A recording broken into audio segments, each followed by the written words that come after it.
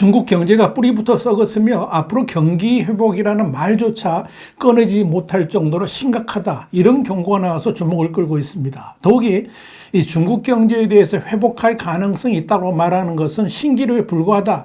이런 주장까지 나오면서 비상한 관심을 모으고 있습니다. 도대체 무엇이 문제인지 Y타임스가 파헤쳐봤습니다. 지금 시작합니다.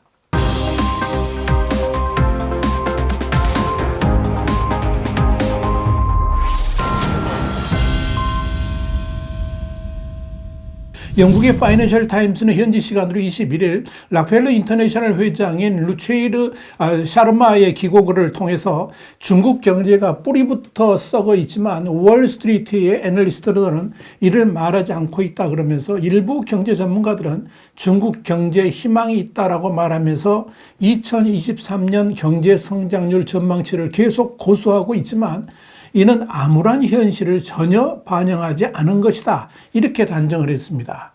사실 중국 경제의 낙관론자들은 지난 3년간 중국을 완전 봉쇄했던 제로 코로나에서 봉인 해제된 이후에 리오프닝 효과가 나타날 것이라는 것을 전제한 것이지만 다양한 기업 보고서들에 의하면 그럴 초짐은 전혀 보이지 않고 있습니다.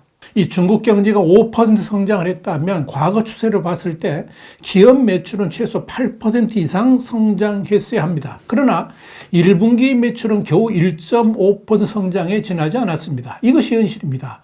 현재 중국의 28개 업종 중에서 20개 업종에서 기업 수익이 공식적으로 발표된 GDP보다 느리게 성장하고 있고 여기에는 자동차에서 가전제품에 이르기까지 소비자들이 선호하는 업종이 모두 포함됩니다. 매출 부진은 소비재 기업의 수익 감소로 이어지고 있는데 일반적으로 GDP 성장률과 매우 밀접하게 추정하는 소비재 기업의 수익은 1분기에 더 위축되었다는 점을 주목할 필요가 있을 겁니다.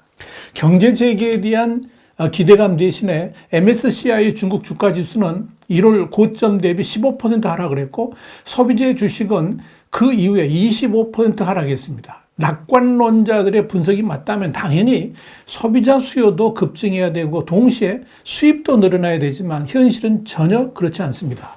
4월 수입은 오히려 8% 감소를 했습니다. 당황한 이 낙관론자들은 이런 경향에 대해서 계절적 조정 때문이다. 이런 엉뚱한 해석을 내놓고 있지만 그렇게 발뺌한다고 해서 진실이 사라지지는 않을 것입니다.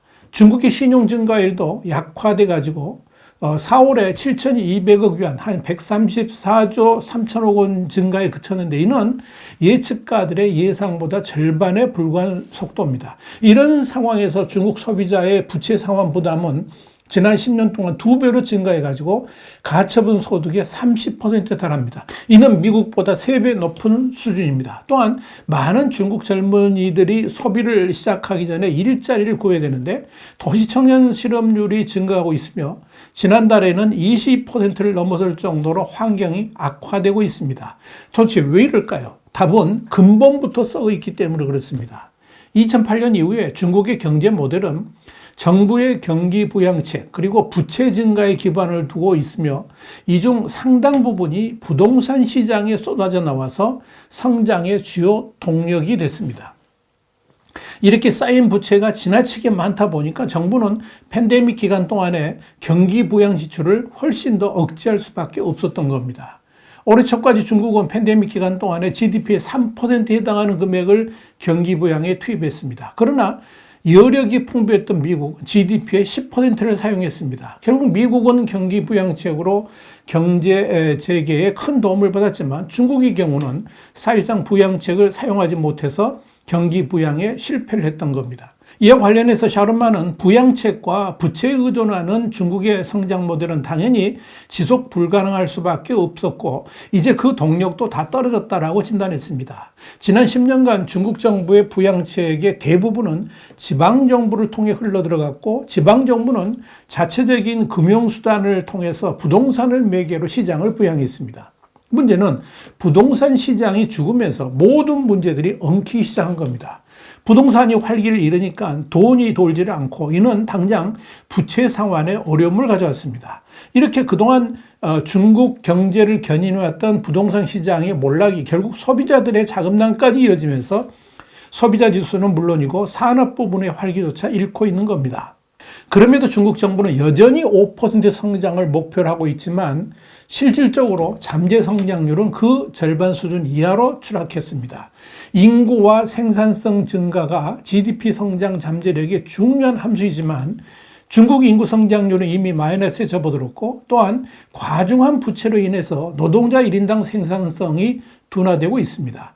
여기서 반드시 지적할 것은 중국 정부의 통계 신뢰도입니다. 중국 정부는 오랫동안 당국이 발표한 성장률 수치에 맞추기 위해서 GDP 수치를 부풀렸다 하는 의혹을 받아왔습니다. 그렇기 때문에 지금 당장 중국 경제에 대한 당국의 발표를 받아들인 데는 상당한 신중을 기해야 될 것입니다. 이런 점에서 중국 경제에 대해서 낙관론을 펴는 사람들 자신들은 말로만 하고 말기 때문에 그로 인한 피해를 별로 보지 않을 수도 있지만 실제 그들의 발표를 믿고 중국에 투자하는 사람들은 이미 수천억 달러나 되는 엄청난 손실을 봤다. 그러면서 더 이상 낙관론자들이 중국 경제의 호황이라는 가짜뉴스를 말하지 못하도록 만들어야 된다라고 파이낸셜 타임스는 강조하고 있는 겁니다. 또한 중국 경제의 재개가 미국 경제 침체를 상쇄할 수도 있을 것이라는 전망도 호황된 것임을 알아야 합니다.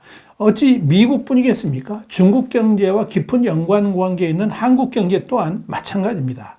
그래서 파이낸셜 타임스는 거짓으로 중국 경제의 실상을 부풀리는 이들 때문에 부정적 여파가 더 커지기 전에 이런 문제들을 폭로해야 된다라고 결론을 맺었습니다.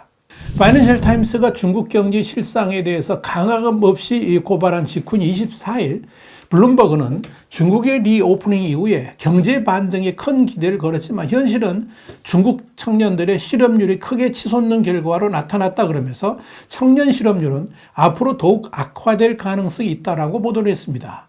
실제로 도시지역의 16에서 24세 실업률은 4월에 20.4%로 치솟았는데 이는 2018년 공식 데이터에서 가장 높은 수준입니다.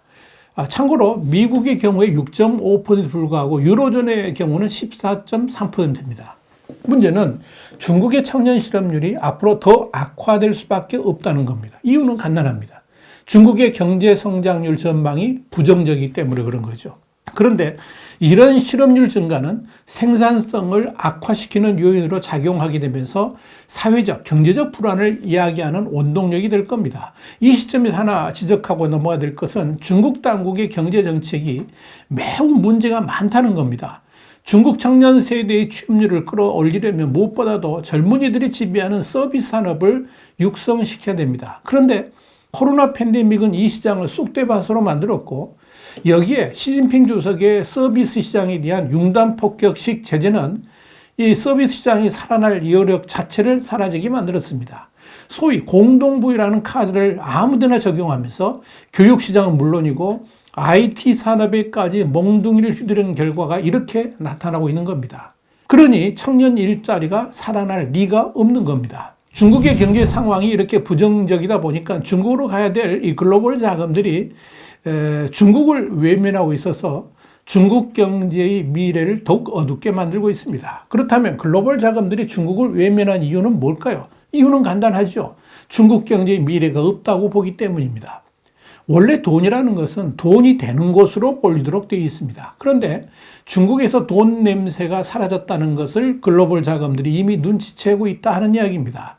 지난 17일 블룸버그는 인도 증시에 3월 말 이후에 44억 달러, 그러니까 한 5조 7,800억 원 규모의 해외 자금이 순유입됐다 그러면서 글로벌 경기 둔화 우려 속에 아시아 내 가장 빨리 성장하는 국가인 인도가 피난처로 인식되고 있다고 전했습니다. 최근에 일본 증시도 강세를 보이고 있는데 이는 좋은 기업 이익, 그리고 엔화 약세에 따른 외국인 자금 유입, 그리고 미중 갈등 속에서 발생하는 상대적 이익 등이 영향을 미친 것으로 분석됩니다. 23일 일본 증시의 대표 지수인 니케이 지수는 3957.77로 마감됐습니다. 전날 31,086.82로 약 32년 만에 최고치를 찍은 후에 숨고르게 들어간 모양새입니다. 니케이 지수는 최근 한 달 동안에 8.7% 올랐습니다. 아시아 주요 증시 중에서 가장 높은 상승률을 기록하고 있는 겁니다. 세계적인 투자자인 워렌 버핏 버크셔 해서웨이 회장이 지난달 일본의 종합상사 주식을 높게 평가한 것도 영향을 미쳤다는 설명이 나왔습니다.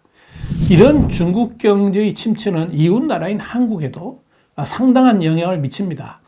이미 위안화 환율은 달러당 7위안선이 깨지는 포치가 현실화된 상황에서 이런 중국 경제 부진이 한국의 수출 시장에는 심각한 악재로 작용할 것입니다. 이런 상황에서 G7에서 거론된 중국 시장의 선별적 봉쇄까지 이루어진다면 한국 경제는 더 타격을 받을 수밖에 없을 겁니다. 그렇다면 우리 경제는 이제 중국 경제의 장기 침체를 아예 상수로 놓고 대책을 세워야 될 것입니다. 차제 한국의 교육 구조를 과감하게 개편하는 것 또한 강력하게 추진돼야 될 것입니다. 이미 미국이 우리의 제1 수출 대국으로 등극한 만큼 미국 시장을 비롯해서 유럽 및 일본 시장 등의 강화에도 전력을 쏟아야 될 것입니다. 화이트함 정세 분석이었습니다. 감사합니다.